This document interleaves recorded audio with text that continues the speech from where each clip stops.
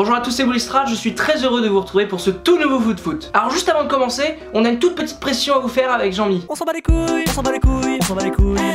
Quand il fait chaud, on est sujet à la transpiration extrême. Et là, vu que je tourne la vidéo mercredi, le jour où la France a cramé, et là je vais pas vous le cacher, je pense que vous l'avez compris, je suis en train de souffrir énormément. Le pire c'est que j'ai tout tenté juste avant la vidéo pour éviter ce moment gênant. J'ai pris une douche ultra froide, le problème c'est que quand je suis sorti de la douche, j'ai commencé déjà à fondre. C'est un petit peu comme si tu sortais une glace du congélateur. Bah c'est le même effet. C'est nul! Je me suis aspergé la gueule de déodorant pour éviter de trop transpirer, mais il s'avère que ça ne marche pas. Mais dis-moi pas que c'est pas vrai! Donc c'est pour ça que j'ai ce pull qui va me permettre de m'essuyer au calme pendant que je fais une explication. Là forcément la question que vous vous posez c'est pourquoi j'ai un pull pour faire ça, pourquoi j'ai pas pris un mouchoir? Et bah parce que j'en ai pas. Donc je vais me débrouiller avec ceci pour m'essuyer correctement, à peu près normalement, sans que cela vous choque trop, pendant que je fais une explication qui sera en plus de cela très intéressante avec Jean-Mi qui est de retour. Vous l'avez compris ça aussi? Ah purée, tu transpires bien aussi hein. J'ai une petite question pour toi Jean-Mi. Pourquoi vous avez 4 heures? Selon toi, qu'est-ce qui fait qu'on a envie de voir une équipe jouer l'année prochaine? Parce que là forcément on commence à se poser des questions et déjà on essaie d'imaginer un petit peu les équipes qui vont nous plaire l'année prochaine. Quels sont les éléments selon toi? Attention, des éléments objectifs, c'est-à-dire que c'est pas parce que tu viens de Reims que tu vas dire oh ouais moi j'ai bien envie de voir le stade de Reims. Non c'est débile. Je veux des trucs objectifs. Je l'ai déjà dit, c'est pas grave, c'est la chaleur. Les joueurs, bien sûr, même si je suis pas supporter du Paris Saint-Germain, j'avoue que je regarde souvent les matchs du PSG parce qu'ils ont quand même des joueurs intéressants à voir jouer, les Cavani, les Verratti, c'est plutôt sympa à voir. Quoi? Le stade? Ah bah bien sûr, une équipe dans un beau stade, c'est quand même toujours bien excitant, excuse-moi. Et l'avantage qu'on a en France aujourd'hui, c'est qu'on a de superbes enceintes, partout, quasiment partout. Les supporters, bien évidemment. Sans supporters sympas, c'est vrai que t'as pas forcément envie d'aller voir un match. Voilà, par exemple, le Paris Saint-Germain, ils ont un super stade, ils ont des super joueurs, mais les supporters ces dernières saisons, c'était pas ouf. Et c'est pour ça que des fois, j'hésitais très clairement à voir le match du PSG au parc, parce que ça avait pas forcément un grand intérêt. Les couleurs, alors, dans une moindre mesure, mais pourquoi pas? C'est vrai qu'une équipe avec un beau maillot, avec un bel écusson, ça peut aider. Un bon président, oui, mais c'est pas vraiment ce que je veux. Là, tu passes à côté de ce que je veux. C'est quoi, Jean-Mi? Allez, tu peux le faire. Vas-y, je crois en toi. Mec, dépêche-toi, je suis en train de cramer là. Essaie de le trouver. Mec, je te l'ai dit juste avant la vidéo, tu devrais savoir. Les entraîneurs, bien ouais, Jean-Mi. Et je l'ai pas du tout aidé.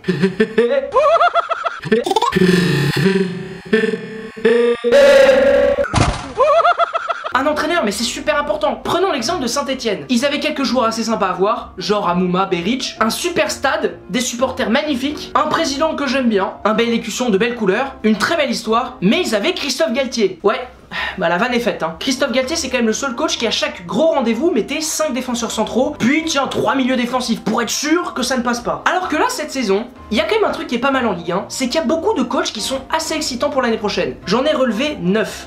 Non, ce n'est pas vrai.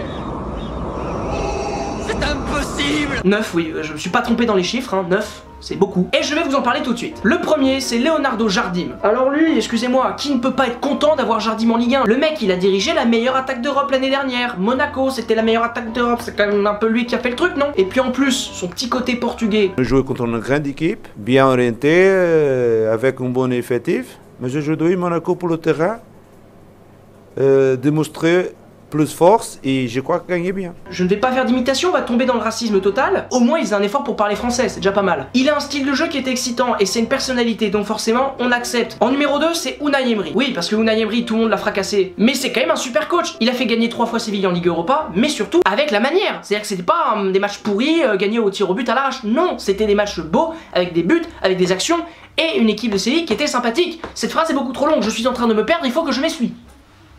Voilà, c'est mieux. Ah, et puis maintenant ça me gratte aussi. Numéro 3, Lucien Favre. En France, personne ne le connaissait quand il est arrivé, parce que tout le monde est un petit peu inculte. Mais ce mec-là a quand même été élu 2 fois meilleur entraîneur du championnat d'Allemagne. Au même moment, il y avait Guardiola dans son championnat. Donc ça doit pas être une quille, le mec. Il doit connaître un petit peu son sport. Et en plus, Nice, la saison passée, c'était kiffant, donc oui, c'est très bien. Numéro 4, Marcelo Bielsa. Yeah, Marcelo Bielsa. Je suis trop content de le revoir parce que c'est du jeu de qualité, du jeu de qualité, du jeu de qualité, du jeu de qualité. Tropicana, l'art du fruit. De la personnalité, bref c'est tout le mec. C'est un gros kiff, alors oui c'est pas stable, oui il va rester qu'une année, mais profitez-en de cette année, ça va être la folie. Rien que le fait de préférer s'asseoir sur une glacière au lieu de s'asseoir sur le banc, c'est la folie. Ce mec est tellement bouillant qu'il est obligé de se mettre sur une glacière. La vanne pas du tout préparée. Numéro 5, Claudio Ranieri. Leicester 2015-2016, voilà l'exploit de Claudio Ranieri qui tient en quelques mots, mais ces quelques mots commencent à être un peu longs, puisqu'effectivement la phrase devient trop longue, je vais m'essuyer parce qu'encore une fois, il y a un débordement. Ah il est dégueulasse maintenant. Pull de rechange s'il vous plaît. Jean-Mi, t'as pas un pull de... Non? Mais pour une fois que tu servais à quelque chose. Ramasse, ramasse, je te dis. Viens, ramasse. Je viens de le balancer. Ramasse. Comment ça, tu peux... Ah, tu veux toujours pas te montrer? Mais attends, la chaîne, elle existe depuis janvier. Tu vas pouvoir te ramener un peu. Quoi? Tu veux que je ramasse, moi? Mais t'es malade ou quoi? T'as gagné cette fois-ci, mais la prochaine fois, je vaincrai. C'est ridicule. Wow, je l'avais pas remarqué, celle-là, elle est belle. Et en plus, j'avais une superbe coupe de cheveux. Voilà, on enchaîne tout. Numéro 6, Oscar Garcia. Personne le connaît. Objectivement, personne le connaît en France. Sauf que le mec, il vient du Barça. Il vient de la Masia. Il a joué avec Cruyff. C'est pas ridicule. Donc le mec, il a une petite vision du football qui peut être sympa. En plus, le mec, il a entraîné Salzbourg. Alors oui, à la base, c'est pas forcément un argument positif. Sauf que Salzbourg a battu Nice en Ligue Europa. Et avec la manière. Donc, excusez-moi d'y croire un peu. Quand même mieux que Christophe Galtier, vous allez pas vous plaindre. Qu'est-ce qu'il y a, Jean-Mi? Ah, effectivement, c'est vrai que ça fait beaucoup d'entraîneurs étrangers. Mais vous inquiétez pas, hein, il y a des bons entraîneurs français. Oui, Zidane, Wenger, Deschamps sont des bons coachs. Mais moi, je veux des entraîneurs qui officient en Ligue 1. Si t'as un peu compris le principe de la vidéo, ce sont des coachs qui sont en Ligue 1 l'année prochaine. Ah, ça c'est très bien. Numéro 7, Rudy Garcia. Ça, c'est un coach de qualité. Made in France. Made in France. Alors, c'est pas ouf non plus, mais c'est quand même plutôt pas mal. Le mec a fait gagner le LOSC. Vous vous rendez compte ou pas? Le mec a fait gagner le LOSC. Un exploit. Et puis le mec a également réussi à l'étranger, puisqu'à la Roma, il est arrivé toujours deuxième, certes derrière la Juventus, mais bon, la Roma... La Juventus. J'évite de monter trop mon bras sinon on va voir l'auréole. Et j'ai pas forcément envie que vous voyez ce spectacle. Numéro 8, Jocelyn Gourvenec. Ça peut en choquer certains, mais j'avoue, Jocelyn Gourvenec m'excite. En termes footballistiques bien sûr, c'est un coach qui m'a énormément plu quand il était à Guingamp. Il a quand même amené ce club en Ligue Europa. Vous voyez un peu l'exploit? Guingamp a été en Ligue Europa les gars, vous vous rendez compte? C'est la folie. Donc oui, c'est excitant. Je n'ai pas beaucoup d'autres arguments, mais je m'en fous. Numéro 9, Christian Gourcuff. C'est vrai, il est un peu tiré par les cheveux celui-là. Mais quand il était à Lorient, généralement on s'ennuyait jamais. Donc j'espère enfin que ce sera le cas avec Rennes. Il peut peut-être faire revivre le Stade Rennais. Bon, j'y crois moyen, mais c'est possible. Voilà, c'est tout. J'espère que cette vidéo vous aura plu. Il faut accepter les 20 minutes de changement. J'espère que cette vidéo vous aura fait comprendre que la Ligue 1 est sur le bon chemin, car enfin tous les gros clubs ont un bon coach qui nous donne envie de les voir l'année prochaine. Et ça, c'est pas mal. Comment ça, c'est pas vrai? Oh, j'avais oublié. L'Olympique Lyonnais, Genesio. Il y a pas d'autre vanne. Enfin, Genesio. Excusez-moi les gars, entre Domenech et Genesio, il y a le débat. Je sais pas qui est le meilleur.